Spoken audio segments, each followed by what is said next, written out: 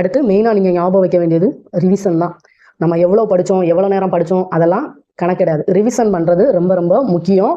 ஏன் அப்படின்னா, இப்போ நம்ம ஏதாவது கொஸ்டினுக்கு ஆன்சர் பண்ணணும் அப்படின்னா நம்ம படிச்சிருப்போம், அதை ரிவிஷன் பண்ணாமல் இருந்தால் கண்டிப்பாக மைண்டில் இருக்காது. அப்போங்கும்போது இங்கே வந்து ரிவிஷன் வந்து ரொம்ப ரொம்ப முக்கியம். படிக்கிற நேரம் வந்து ஒவ்வொருத்தவங்களுக்கும் ஒவ்வொரு மாதிரி மாறும்.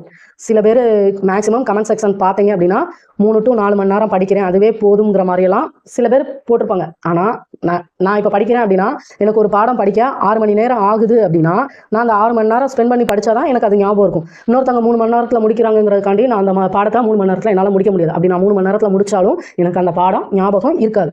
அப்போ இதை மட்டும் நல்லா ஞாபகம் வச்சுக்கோங்க.